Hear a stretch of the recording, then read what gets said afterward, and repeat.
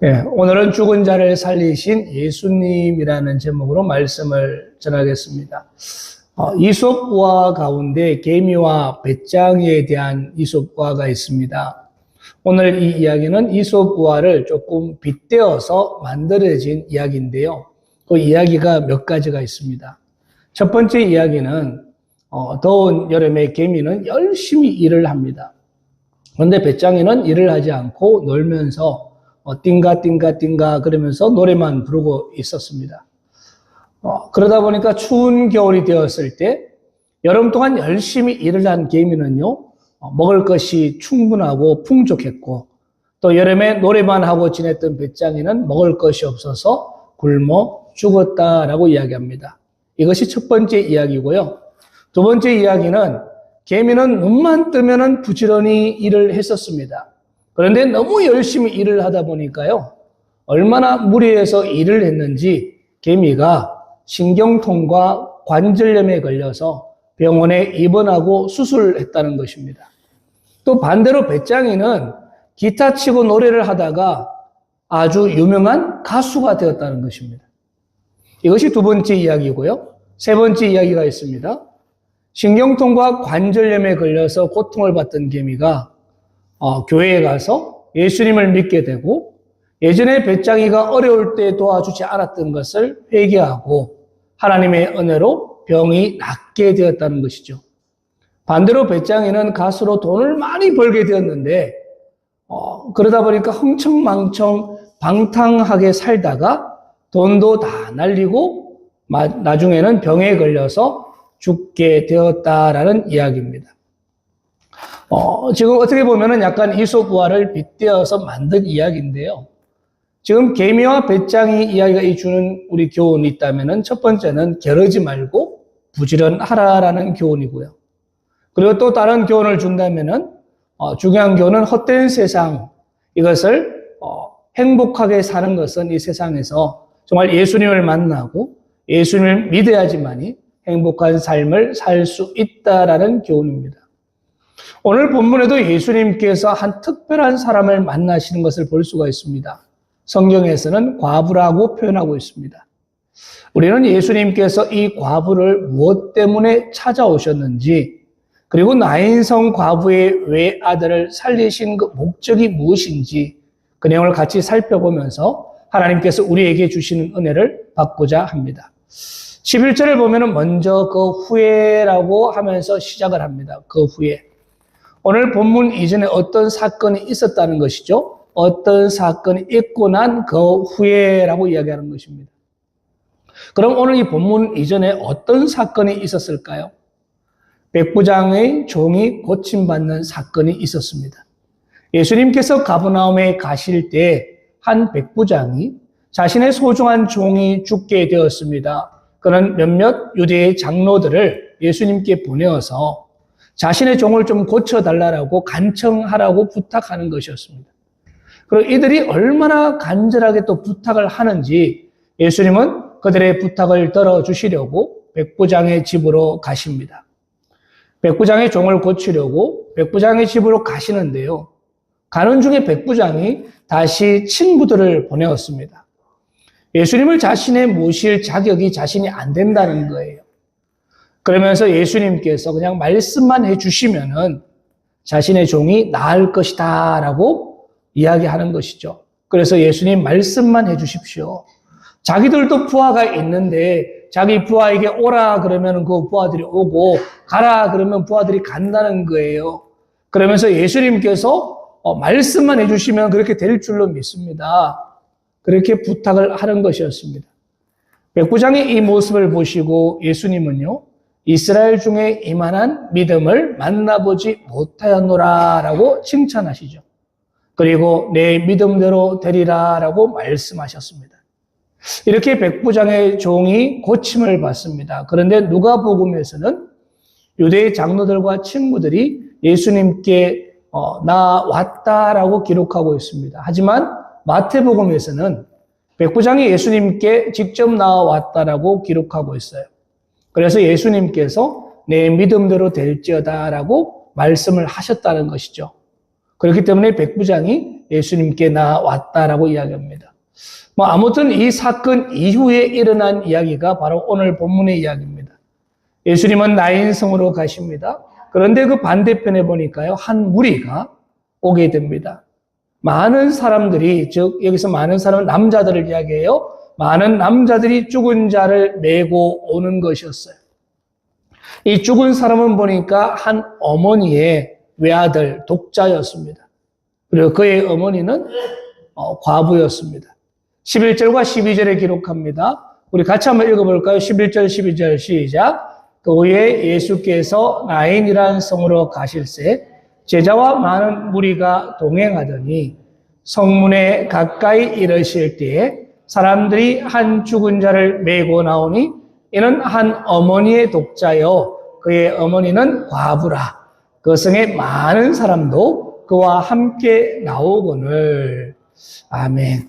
나인이란 성은요, 뜻이 원래 즐거운, 사랑스러운, 기쁨, 아름다운, 노래한다라는 의미를 가지고 있습니다. 즉 나인성은 사랑스럽고 기쁘고 아름답고 즐거운 성이라는 이야기죠. 갈릴리 호수와 나사렛에서 그리 멀지 않는 지역에 이 나인성이 있었습니다. 그러면 나인이라는 이름처럼 이 안에 기쁘고 즐겁고 아름다운 노래가 들려야 될 이 성인데 지금 어떻습니까? 슬픔과 죽음이 가득한 장소가 되어버렸습니다. 한 어머니의 하나밖에 없는 아들이 죽어버린 것이었어요. 그 어머니는 과부였습니다. 많은 사람들이 그를 애도하며 지금 죽은 자를 메고 나오고 있는 것이었어요. 성경 시대에는 장례가 일어나면 남자와 여자가 하는 일이 구분됩니다. 역할이 달랐어요.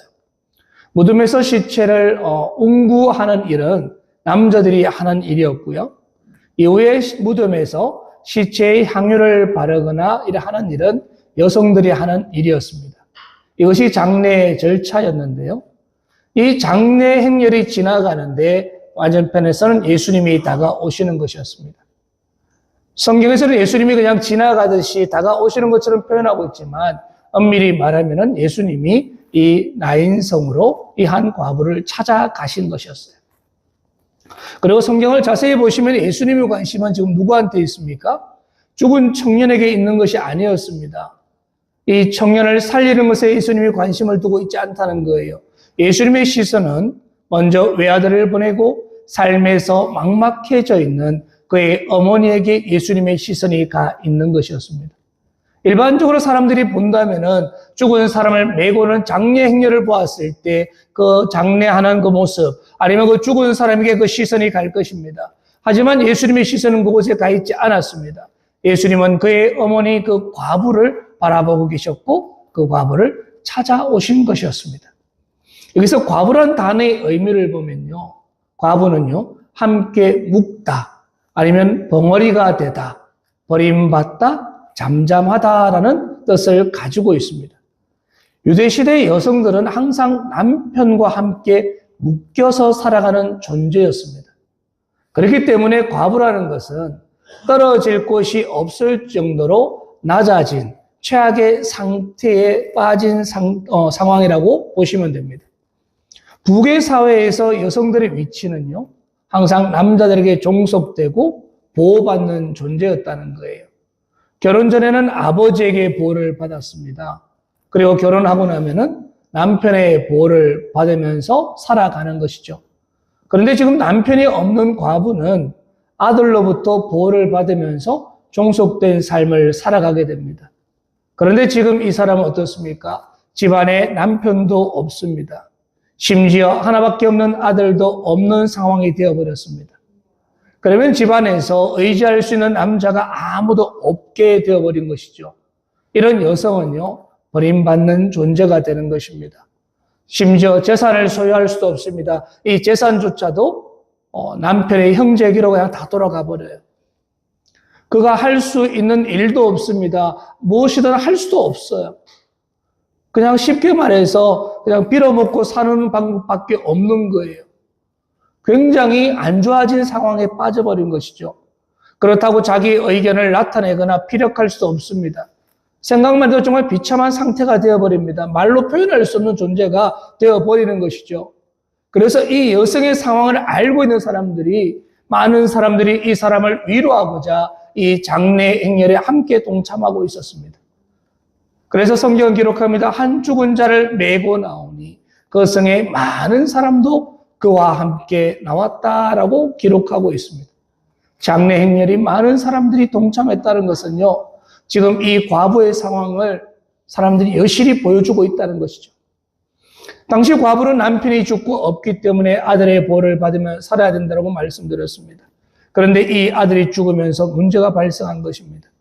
이 외아들이 죽으면서 집안의 모든 재산도 남편의 형제에게 돌아가게 되고, 지금 외아들의 보호를 받으며 종속받으며 살았던 이 여인은 유일한 보호막조차 없어져 버렸습니다. 누구의 도움도 받지 못하고 의지할 곳이 없는 사람이 되어버렸습니다.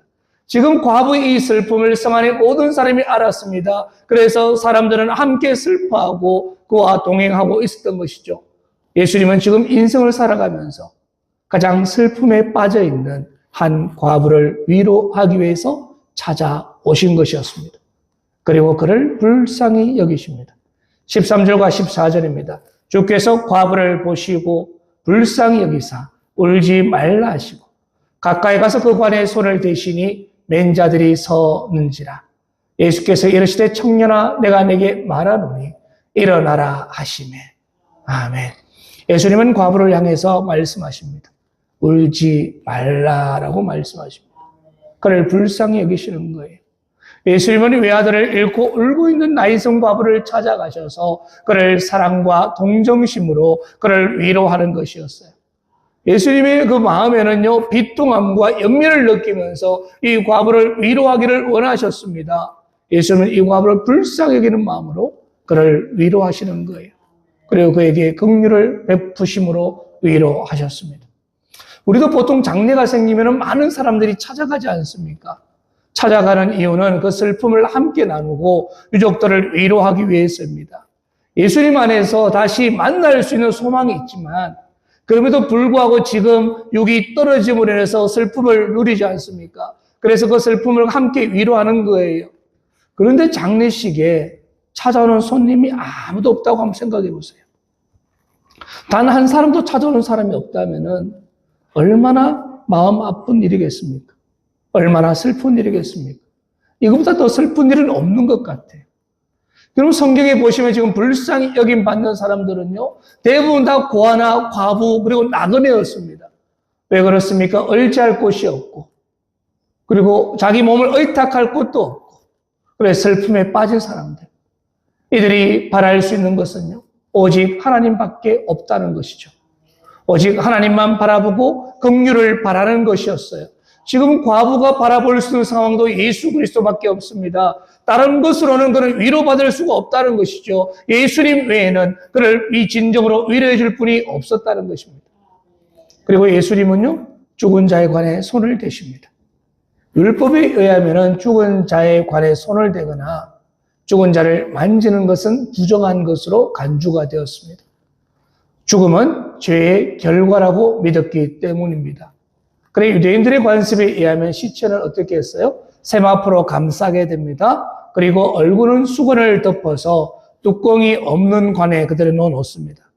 그런데 예수님도 유대인이기 때문에 율법을 잘 알고 계셨습니다. 그런데도 예수님은 어떻게 하십니까? 관에 손을 대시는 것이었습니다. 예수님의 행동은요, 율법적으로 본다면 부정한 행동이었습니다. 그리고 율법을 알고 계신다면 이러면 안 되는 것이었죠. 그런데 예수님은 이렇게 행동하셨습니다. 왜 이렇게 행동하셨을까요? 예수님은 위로받을 수 없는 과부의 슬픔을 자신의 슬픔으로 위로하시면서 긍휼을 베풀어 주셨습니다. 그리고 예수님은 죄가 없는 분이십니다. 그런 예수님께서 우리를 불쌍히 여기고 우리에게 긍휼을 베풀어 주시는 거예요. 죄가 없으신 예수님이 우리 죄를 대신 지시고 십자가 길을 걸어가십니다. 우리의 죄가 예수님에게 전가가 되고 예수님의 의가 우리에게 전가되면서 부정한 우리가, 죄가 가득한 우리가 예수님을 인해서 깨끗하게 씻음 받는 것이잖아요. 예수님의 의로 우리가 깨끗해지는 것입니다. 지금 예수님은 청년에 관해 손을 대시면서 말씀하는 거예요. 청년아 일어나라 라고 말씀하십니다. 죽은 이 외아들을 향해서 예수님이 말씀하시는 것입니다. 일어나라. 예수님은 죽은 청년을 향해 일어나라. 즉 일어나라 말은요, 다른 의미로 살아나라라는 의미로 동일합니다. 지금 예수님 말씀하시는 거예요. 일어나라, 살아나라라고 말씀하시는 것입니다. 그러자 죽은 외아들이 예수님 말씀에 의해서 살아나는 것입니다.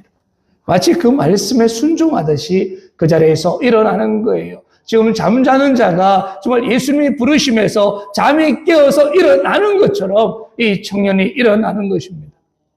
일어나다는 말은요, 좀 전에도 말씀드린 것처럼 잠에서 깨다라는 뜻이 있고 또 일어나다라는 의미가 있고요. 또 죽은 자를 일으키다, 살아난다라는 의미가 같이 있는 단어입니다. 지금 여기에서 죽은 자는요, 언유적으로 표현한다면은 영적으로 죽은 자와 관계가 끊어진 자를 이야기합니다. 지금 예수님께서는 죽은 자를 살리실 때 부르시는 의도는요, 영적으로 죽은 자를 부르신다는 것이죠. 또 일어나라, 살아나라고 부르신 것입니다. 예수님은 관계가 끊어진 사람을 다시 관계를 연결하시면서 그를 부르시는 거예요. 영적으로 죽은 자를 부르시면서 일으키십니다. 일어나라, 살아나라. 만약 죽음이 우리 죄의 결과라고 이야기할 때 우리 죄의 문제가 해결된다면 우리 육적인 죄는 회복이 되고요. 영생의 복을 누리게 된다는 의미인 줄로 믿습니다. 15절에 기록합니다. 죽었던 자가 일어나 앉고 말도 하거늘 예수께서 그를 어머니에게 주시니. 예수님의 명령에 죽은 외아들이 즉시 일어나 앉고 말도 하는 것이죠. 예수님의 사역은요, 죽은 자를 살리시고 그들의 모든 수치를 씻어주시는 것이었어요. 예수님이 행하신 기적은 죽은 자를 살리시는 것입니다. 예수님은 다시 살아난 외아들을 불쌍한 과부에게 돌려주죠. 이로써 예수님은 과부가 사회에서 자신의 정체성을 다시 회복하고 공동체의 구성원으로 살아갈 수 있게끔 역사해 주셨습니다. 예수님을 인해서 과부는요, 고통과 수치가 사라지게 됩니다. 그리고 나인성의 그 이름처럼 기쁨과 즐거움으로 아름다운 인생을 살아갈 수 있게 된 것이었습니다. 예수님 때문에 슬픔이 없어졌고 고통이 없어졌고 괴로움이 없어지면서 정말 다시 한번 기쁨과 행복을 누리는 삶을 살게 되었던 것이죠. 그러면서 16절과 17절에 기록합니다. 모든 사람이 두려워하며 하나님께 영광을 돌려 이르되 큰 선지자가 우리 가운데 일어나셨다 하고 또 하나님께서 자기 백성을 돌보셨다 하더라. 예수께 대한 이 소문이 온 유대와 사방에 두루 퍼지니라. 아멘. 청년을 살리신 예수님의 소문이 온 유대와 사방으로 두루 퍼지게 됩니다. 예수님의 기적을 본 사람들은 하나님께 영광을 돌리고 예수님을 선지자로 부르며 두려워하는 것이었어요. 과부의 외아들이 살아나는 모습을 본 나인성 사람들은요, 그리고 또 소문을 들은 사람들은 두려움과 경외하는 마음을 가지게 됩니다. 예수님의 기적을 보면서 자신이 경험한 체험으로 받아들이는 것이죠. 예수님의 기적을 다르게 본다면 신의 현현이었습니다. 하나님께서 우리에게 나타나신 것입니다. 그렇기 때문에 이 모습을 본 사람은 두려워할 수밖에 없어요. 유대인들의 사고에 그들은 하나님을 본 사람은 죽었기 때문입니다. 하나님을 볼 수 없다는 거예요. 죄가 가득한 그 사람들이 거룩한 하나님을 보았을 때 죽는다라고 생각했었습니다. 그러니까 이 하나님을 본 사람들이 두려워하며 떨며 하나님께 영광을 돌리는 것이었어요. 그리고 지금 이 놀라운 기적이 나인성에서 일어났다는 것은 죽음의 고통을 받는 자들에게 다시 기쁨과 즐거움을 회복시켜 준다는 그런 의미도 가지고 있는 것이었습니다. 그래서 사람들은 이야기합니다. 우리에게 큰 선지자가 일어났다라고 이야기합니다. 우리 가운데 큰 선지자가 일어났다. 나인성의 사람들은 예수님을 정말 실제로 큰 선지자로 부르면서 하나님께 영광을 돌리고 있는데요. 정말 우리가 예수님을 선지자로 부른 것은 엘리야나 엘리사가 행했던 사역과 같은 사역을 일으킨 기적으로 보았던 것입니다. 그래서 예수님을 하나님으로 보지 못하는 거예요. 정말 하나님이 함께 하심으로 인해서 일어났던 사건인데도 불구하고 그들은 이것이 엘리사와 엘리야의 때 있었던 사건처럼 그냥 큰 선지자가 우리 가운데 나타났다라고 생각한 것이었습니다. 사랑하는 성도 여러분, 영생의 빛이 우리에게 왔습니다. 그리고 그 빛을 우리에게 비춰주시고 계십니다. 하지만 모든 사람들은 그 빛을 알지 못하는 거예요. 그 빛을 아는 사람은요, 제한되어 있습니다. 지금 예수님의 기적은 과부에게만 제한되어 있고 그에게 집중되고 있는 것입니다. 그는 그 영생의 빛을 보았습니다. 하나님께서 함께 하심을 본 거예요. 사랑하는 성도 여러분, 지금 우리에게도 영생의 빛을 비추고 있는 줄로 믿습니다. 주의 빛이 우리에게 비춰지고 있어요. 우리한테 비춰지고 있을 때 우리가 그 가운데 역사하시는 그 주님을 볼 수 있기를 원합니다. 우리와 함께 하시는 주님을 볼 수 있어야 하는 거예요. 우리에게 나타나는 모든 이적들과 이 기적들이 선지자가 하는 것이 아니라 하나님께서 우리에게 베풀어 주고 계신다는 것이죠. 그리고 사람들은 예수님이 하신 기적을 보고 하나님이 자기 백성들을 돌보셨다라고 이야기합니다. 자기 백성을 돌보셨다. 즉 의사가 몸이 아픈 사람들을 찾아가서 그를 치료해 주셨다는 거예요. 의사가 오지 않으면은 죽을 수밖에 없는 아이에게 의사가 직접 와서 그를 치료해 주셨다는 그런 의미가 담겨 있습니다. 즉 주님께서 고통받는 이들, 자기 백성들에게 찾아오셔서 그 고통을 해결해 주셨다는 것이죠. 이들아, 이런 고백은요, 하나님께서 큰 선지자를 통해서 다시 기적의 역사를 베푸시고 고통과 수치를 당하는 백성들을 찾아와서 치료해 주셨다는 그런 고백이었습니다. 세상 사람들은 예수님을 말할 때 그냥 병을 고쳐주는 치료자, 아니면 문제를 해결해주는 능력자로만 보았습니다. 예수님을 엘리야와 엘리사 같은 선지자로만 보았던 것입니다. 근데 예수님은 우리 죄를 해결해 주시는 메시아로 그들은 보지 못했습니다. 그리고 이제 예수님에 대한 소문이 유대와 사방으로 두루 퍼지게 됩니다. 예수님께서 나인성의 외아들을 살리시고 과부의 수치를 치료하신 소문이 온 유대와 사방으로 퍼지게 되는데요. 예수님이 행하신 기적에 대한 얘기가 퍼져나갔습니다. 하지만 그 기적을 본 사람들은요, 믿음으로 본 것이 아니었어요. 그냥 단순한 선지자가 사역을 했다라고 보았던 것입니다. 그 안에는 믿음도 없습니다. 죄의 문제를 해결하는 것은 확신도 없습니다. 오직 자신들이 보고 싶은 대로 보고 있고 듣고 싶은 대로만 듣고 있는 것이었습니다. 사랑하는 성도 여러분, 예수님은 공생애 가운데 단순히 육체의 문제를 해결하는 사역을 하신 것이 아니었어요. 우리 영의 문제, 우리 육의 문제를 해결하시고 우리를 회복케 하시고 진정한 우리의 정체성을 회복케 하고자 그 일을 하셨던 것입니다. 그리고 하나님이신 것을 드러내셨어요. 예수님이 하나님인 것을 우리에게 계속 보여주셨다는 것이죠. 그렇습니다. 예수님은요, 하나님이십니다. 예수님은 우리 영과 육의 문제를 해결하신 분이시고 우리를 회복케 하시는 분이시고 우리를 구원하시는 메시아인 줄로 믿습니다. 말씀을 정리합니다. 나인성의 뜻은요, 기쁨과 즐거움의 노래소리가 들리는 곳입니다. 그런데 그곳에 기쁨과 즐거움이 아닌 슬픔의 소리가 들리는 곳이 되었습니다. 나인성은 한 외아들의 죽음으로 장례 행렬이 이어지고 있었던 것입니다. 그곳에서 가장 슬픔에 빠진 사람은 죽은 아들을 둔 어머니였습니다. 그 과부였어요. 남편도 없는 과부.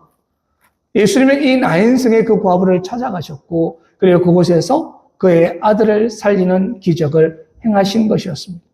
예수님의 관심은 죽은 청년을 살리는 것도 있었지만 죽은 청년보다 슬픔에 빠져있는, 비탄에 빠져있는 그의 어머니 과부에게 있었던 것입니다. 예수님은 죽은 청년을 살리시는 이적은요, 청년을 살리신 것뿐만 아니라 그의 소외받고 수치를 당하며 살아가는 그의 어머니 과부를 살려내는 것이었어요. 예수님은 마지막 남은 자식마저도 죽어서 의지할 곳이 전혀 없는 과부의 슬픔을 위로하시고 그 외아들을 살리심으로 이 과부의 수치와 눈물을 닦아주시는 것이었습니다. 살아가서 우리 기억했으면 좋겠습니다. 주님은요, 죽음의 권세를 이기시고 부활하셨습니다. 예수님은 죽은 자를 살리시며 부활에 대한 소망을 우리에게 주시고요. 예수님은 슬픔과 우리의 아픔을 위로해 주시고 우리에게 이웃이 되어 주셨습니다. 그리고 자신이 스스로 하나님이신 것을 증거하셨다는 것이죠. 사랑하는 성도 여러분, 지금도 주님은요, 우리에게 찾아오십니다. 이런 방법으로, 저런 방법으로 우리에게 찾아오시면서 우리에게 말씀하시고 우리의 슬픔과 우리의 아픔을 위로하기를 원하시고 정말 우리를 살리시고 우리에게 부활 소망을 갖게 하신다는 거예요. 영생의 빛으로, 영광의 빛으로 우리에게 오셔서 우리의 그 빛을 비춰주고 계십니다. 우리가 그 주님을 볼 수 있기를 원하고 주님을 만날 수 있기를 원합니다. 그 주님을 만남으로 인해서 우리의 삶이 이전과 다른 삶, 슬픔을 겪고내고 기쁨과 즐거움의 삶을 살아가는 그런 귀한 성도님 되기를 주님의 이름으로 축원합니다. 아멘. 기도드리겠습니다.